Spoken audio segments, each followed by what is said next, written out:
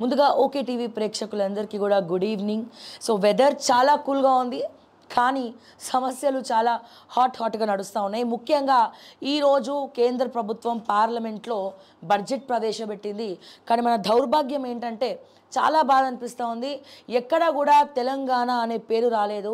తెలంగాణకి ఇంత కేటాయిస్తున్నామని కాదు అని కానీ సో జీరో బడ్జెట్ అనేది తెలంగాణకి ఏమిచ్చిరయ్యా అంటే సున్నా ఇచ్చిర్రు, జీరో బడ్జెట్ ఇచ్చిందని మాత్రం మాట్లాడుకోవచ్చు. చాలా బాధ అనిపిస్తూ ఉంది. కాంగ్రెస్ పార్టీ నుంచి 8 మంది ఎంపీలు, బీజేపీ నుండి 8 మంది ఎంపీలు, ముఖ్యంగా మన తెలంగాణ రాష్ట్రం నుండి 2 కేంద్ర మంత్రులు ఉండి కూడా మరి తెలంగాణ అనే పదం వాళ్ళ నోటి నుంచి రాకపోవడం. అట్లీస్ట్ బడ్జెట్ ప్రవేశపెట్టిన తర్వాత అన్న మా తెలంగాణకి ఎందుకు ఇవ్వలేదు సార్, మేము అక్కడ ప్రజలకు సమాధానం చెప్పుకోవాలని చెప్పి కూడా మరి ఎవరు కూడా మాట్లాడలేనటువంటి పరిస్థితి. సో దయచేసి చాలా చాలా చాలా బాధ అవుతా ఉంది. మరి ఈ విషయం మీద సో మీ అభిప్రాయం ఏంటి? జీరో బడ్జెట్ అనేది కేటాయించడం జరిగింది, ఈ విషయం మీద మీ అభిప్రాయం ఏంటి? ఇది కాకుండా మరిన్ని విషయాలు కూడా మనం మాట్లాడుకుందాం. ఇంతకుముందు వచ్చిన కాల్స్కి ఒకసారి నేను కాల్ బ్యాక్ చేస్తా. సో నాతో మాట్లాడాలి ప్రజావాణి కార్యక్రమంలో అనుకుంటే కనుక సో దయచేసి స్క్రీన్ పైన ఉన్న నెంబర్కి కాల్ చేయండి, స్క్రీన్ పైన ఉన్న నెంబర్కి కాల్ చేయండి అండ్ అండ్ నాతో మాట్లాడండి అని చెప్పి నేను మరొకసారి ఈ సందర్భంగా తెలియజేస్తా ఉన్నాను. ఎస్, ముఖ్యంగా ఈ అంటే చాలామంది మాట్లాడుతూ ఉన్నారు చాలా రకాలుగా. మరి రేపు మన తెలంగాణ రాష్ట్రంలో వీళ్ళు ఏ బడ్జెట్ ప్రవేశపెడతారేమో తెలియదు, కానీ మరి రేవంత్ రెడ్డి ప్రతిసారి మరి మోడీ గారు బతిమలాడడం, కేంద్ర మంత్రుల్ని కలుస్తున్నాం, అక్కడ కలుస్తున్నాం, ఇక్కడ కలుస్తున్నాం అని మాటిమాటికి ఢిల్లీలో ప్రజల సొమ్ముతోటి మాటిమాటికి ఢిల్లీ పోతూ ఉన్నారు, ఫ్లైట్ టికెట్లు వేసుకుంటూ ఉన్నారు, చర్చలు జరుపుతూ ఉన్నారు, ఆయనకు అనుకూలంగా మోడీ గారికి అనుకూలంగా ఉన్నారు, అడుగులకి మడుగులొత్తుతూ ఉన్నారు. మరి ఇటువంటి పరిస్థితుల్లో మరి రేవంత్ రెడ్డి వేయాల్సినటువంటి ప్రశ్న ఇది. రేవంత్ రెడ్డి గారు వేయాల్సినటువంటి ప్రశ్న, నేను చాలాసార్లు మాట్లాడిన మార్నింగ్ న్యూస్లో, నిజంగా బీజేపీ తరఫున కూడా చాలా బాధ అనిపిస్తూ ఉన్నది. మొట్టమొదటిసారి చాలా బాధగా ఉంది. ఎందుకంటే తెలంగాణలో ఇప్పటికే విద్య వెనకపడిపోయి ఉన్నది. సో ఖచ్చితంగా విద్యా వైద్యం అనేది మెరుగుపరచాల్సినటువంటి అవసరం చాలా ఉన్నది. వైద్యం కంటే ముందుగా విద్య అనేది తెలంగాణకు చాలా అవసరం. ఎందుకంటే చాలా స్కూల్స్ కూడా మూతపడిపోయి ఉన్నాయి. సో దీనికి అనుగుణంగా కేంద్రీయ విద్యాలయ అంటే కేంద్రంకి ఇచ్చినటువంటి స్కూల్స్ ఏవైతే సైనిక్ స్కూల్స్ ఉన్నాయో, కేంద్రీయ విద్యాలయాలు ఉన్నాయో, సో ఇవన్నీ కూడా పెంచండి అని చెప్పి మనము రకరకాలుగా అడిగినాం. మెడికల్ సీట్స్ పెంచండి అని చెప్పి కూడా మాట్లాడుతూ ఉన్నాం. బట్ ఎక్కడైతే మనం అడుగుతూ ఉన్నామో ప్రతిసారి తెలంగాణ బహిష్కరించబడతా ఉన్నది పార్లమెంట్లో.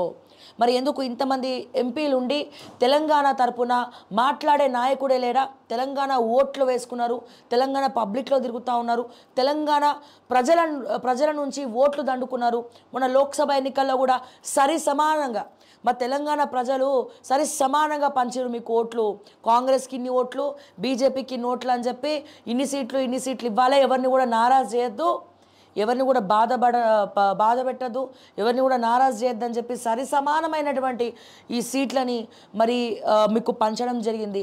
ఇటు కాంగ్రెస్లో ఉన్నటువంటి ఎంపీలు కానీ, ఇటు బీజేపీలో ఉన్నటువంటి ఎంపీలు కానీ ఎవరు కూడా తెలంగాణ గురించి మాట్లాడినటువంటి పరిస్థితి.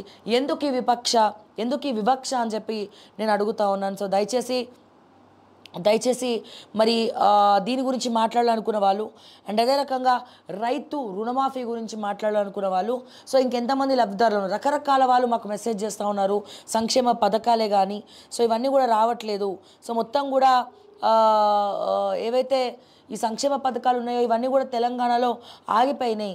సో రిటైర్డ్ పెన్షన్స్ రావట్లేదు, వికలాంగుల పెన్షన్ రావట్లేదు, మాకు చాలా ఇబ్బందికరంగా ఉంది అని చెప్పి మాట్లాడుతూ ఉన్నారు. హలో, యా గుడ్ ఈవినింగ్ అండి. ఓకే టీవీ నుంచి కాల్ చేస్తున్నాం, ప్రజావాణి ప్రోగ్రామ్ నుండి. మేడం, మేము ఇదివరకు 3-4 సార్లు ట్రై చేసాం మేడం నెంబర్కు. ఓకే, ఇది నాగర్ కర్నూలు డిస్ట్రిక్ట్ అమ్రాబాద్ మండలం ఉంది మేడం. ఇక్కడ విలేజ్ ఉంటుంది. ఓకే, ఒకటి హైకోర్టు నుండి ఈ ఇయర్ లో ఫిబ్రవరిలో ఒకటి ఆర్డర్ వచ్చింది మేడం.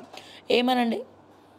అన్నదమ్ముల మధ్యలో ల్యాండ్ డిస్ప్యూట్ ఉంటే ఓకే ఉంటే అది ఎంఆర్ఓను ఒకసారి ఎంక్వైరీ వాళ్ళకు కరెక్ట్ ఆర్డర్స్ ఇవ్వండి, వాళ్ళది ఇంప్లిమెంట్ చేయండి. ఓకే, 2 నెలల చేయాలని ఇచ్చారు, కానీ 2 నెలలు అయింది, 4 నెలలు అయింది, 5-6 నెలలు అయింది. ఆమె డిలే ఉంది madam MRO. Okay, MRO delay చేస్తున్నారు. ఎంఆర్ఓ డిలే ఎందుకు మీకు ఏమైనా డౌట్స్ ఉన్నాయా తన మీద డిలే చేయడానికి కారణం? కారణం ఇంకా మాకు డౌట్స్ అంటే ఏం లేవు, కానీ మళ్ళీ అడిగినా కానీ అతనే చేస్తాం నోటీస్ అని టైం పాస్ చేస్తారు మేడం. ఓకే. అసలు హైకోర్టు లెవెల్లో వచ్చిందంటే నోటీస్ అవసరం లేదు, ఆర్టీఓ లెవెల్లో అయిపోయింది.